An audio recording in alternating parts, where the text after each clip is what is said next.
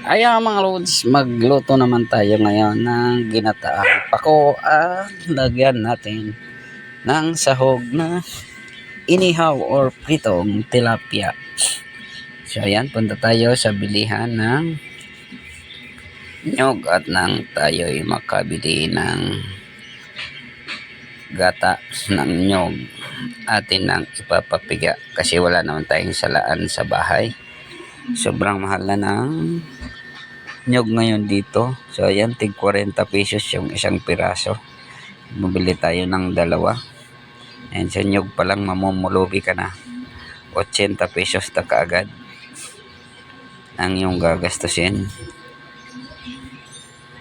So ayan, pinapiga na natin kay kuya para hindi na tayo mapagod na magpiga pa.